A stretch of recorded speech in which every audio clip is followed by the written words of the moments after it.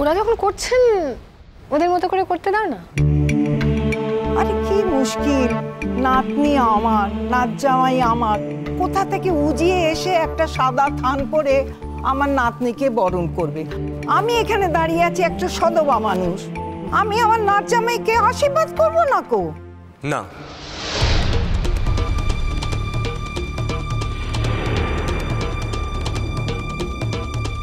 কারণ সেই অধিকার আপনি অর্জনই করতে পারেননি। আপনি নিমন্ত্রিত অতিথি হিসেবে এসেছেন, খাওয়া দাওয়া করুন, নিজের নাতনির সাথে দেখা করুন, ব্যাস। অন্য কিছুতে আপনি এগিয়ে আসবেন না প্লিজ। তুমি আমাকে এত বড় অপমান করলে? দেখুন, বিষয়টা তো আমাকে নিয়ে। আপনি আমাকে বরণ করতে চাইছেন, এবার সেই বরণে আমার ইচ্ছে থাকতেও পারে, নাও থাকতে পারে। আমি আমার ইচ্ছের কথাটাই শুধু জানালাম। আপনি আপনি অন্য বিষয়ে থাকুন, কিন্তু আমাকে বরণ করার ব্যাপারে প্লিজ আপনি এগিয়ে আসবেন না, কারণ সেই বরণটা আমি নিতে পারবো না। রোহিত আঙ্কেল, আর কতক্ষণ এখানে দাঁড়িয়ে থাকবো? আমরা বরং এবার ভেতরে যাই। হ্যাঁ, ঐতিহ্য এসো, এই ওকে নিয়ে এসো, আমি এগোচ্ছি।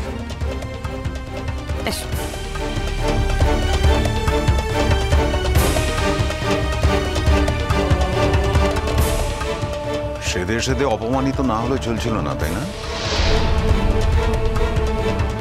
হঠাৎ করে তোমার এখানে এসে বরণ করতে ইচ্ছে হলো, অধিকার বোধ জেগে উঠল।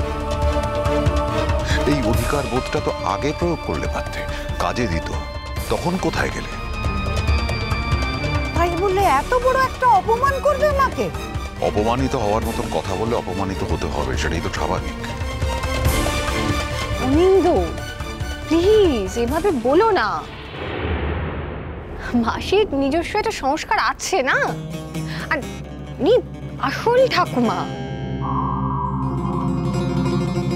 উনি এখানে দাঁড়িয়ে আছেন আর কোত্থেকে একটা কোথাকার কে আউটসাইডার এসে বরণ করছে, তোমার তো খারাপ লাগবেই। আফটার অল উনি ছেলে মেয়েগুলোকে হাতে করে মানুষ করেছেন। জুন, একদম কথা বলো না। তুমি তো ছিলে না, আমি ছিলাম। ছেলে মেয়েদের কে মানুষ করেছে সেটা আমি জানি, তুমি জানো না। কথা বলো না বেশি। এনিওয়ে, দিদির সঙ্গে দেখা করতে হবে, ভিতরে চলো, দেরি হয়ে যাচ্ছে।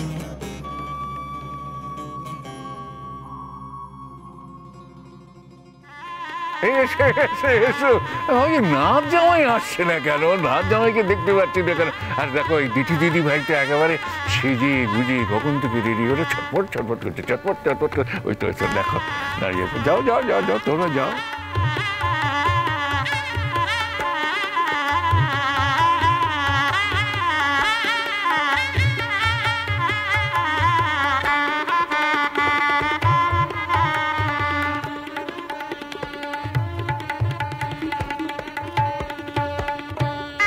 নমস্কার দাদা, আসুন আসুন আসুন আসুন, আপনার সব আসুন আসুন আসুন, বসুন এখানে, বসুন আসুন আসুন দাদা, বসুন।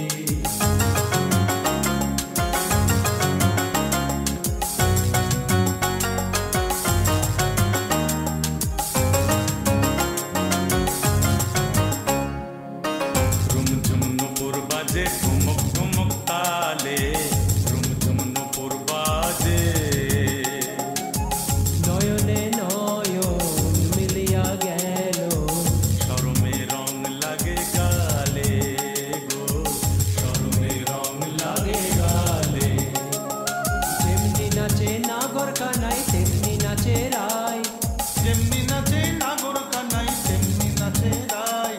নাচিয়া ভুলাও তো দেখি নাগর কানাই, একবার নাচিয়া ভুলাও তো দেখি নাগর কানাই রাই, নাগর কানাই।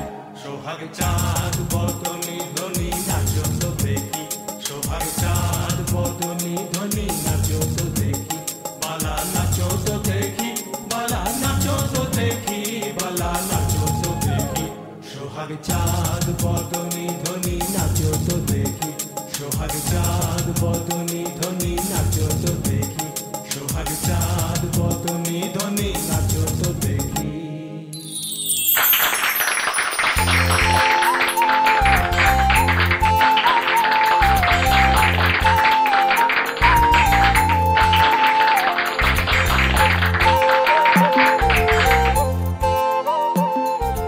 এই দিনটা আজ আমার হতে পারত। আমার সব কিছু শেষ হয়ে গেল আমার জীবন থেকে, সব। আমার মেয়ের বিয়েতে আমি নিমন্ত্রিত অতিথি, এটাই বোধহয় আমার পাওনা ছিল, পাওনা ছিল জীবনের কাছ থেকে। ঠিক হয়েছে, বেশ হয়েছে, আমার উপযুক্ত শাস্তি হয়েছে। আমার পাপের শাস্তি, সারা জীবনের পাপের শাস্তি, হয়তো সারা জীবন এইভাবেই শাস্তি পেয়ে যেতে হবে আমাকে। ভালো ভালো।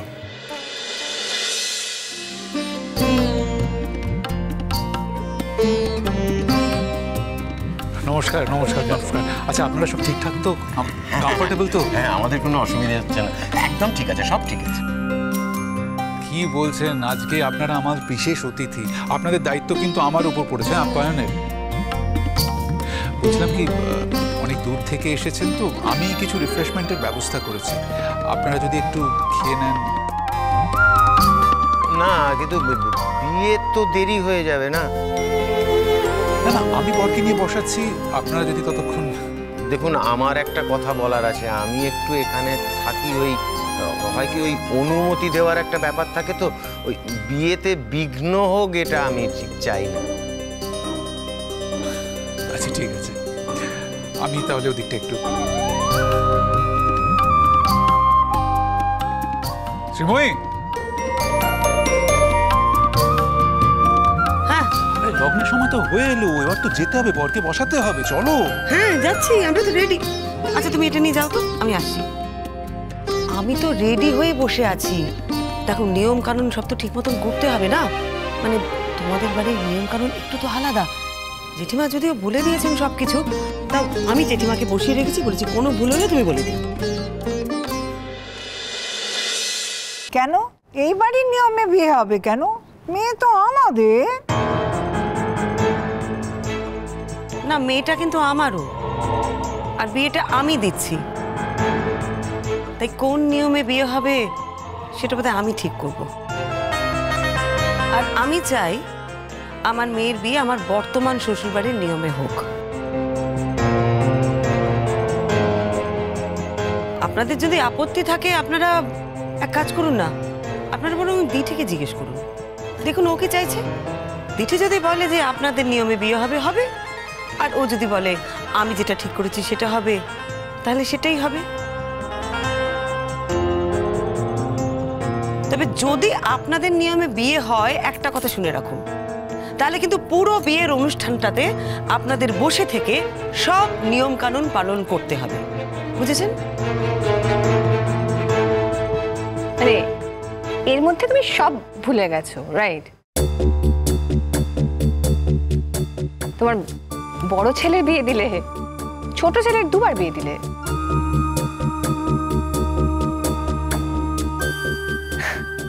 তোমার কি মেমোরি লস হয়েছে? এর মধ্যে সব ভুলে গেছো, কিচ্ছু মনে নেই? কে বলেছে আমার মনে নেই জুন? আমার সব মনে আছে, সব নিয়ম কানুন মনে আছে। কিন্তু যদি কোনো ভুল হয়ে যায়, দিঠির ক্ষেত্রে কোনো ভুল হোক আমি চাই না, সেই জন্য আমি জেঠিমাকে বসিয়ে রেখেছি।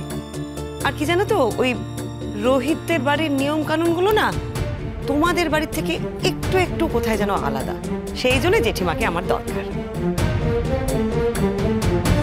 সে তুমি যাই বলো শ্রীময়ী, মেয়ে তোমার আর অনিন্দ, তাই জন্য তোমার উচিত ওই বাড়ির নিয়মে বিয়ে দেওয়া। জুন, আমার কি করা উচিত আর কি করা উচিত না সেই জ্ঞানটা আমি তোমার থেকে নেব। আমার যেটা ঠিক মনে হয়েছে আমি সেটা করেছি, ঠিক আছে? আচ্ছা, আমরা এত নিয়মের কচকচি করছি কেন? কোনো একটা নিয়মে হলেই তো হলো। এই হাজার হাজার কথা শেষে একটাই কথা, এক দম্পতি আজকে নতুন করে পথ চলা শুরু করেছে একসাথে। আমরা চাই তাদের যাত্রাটা শুভ হোক, তাই তো?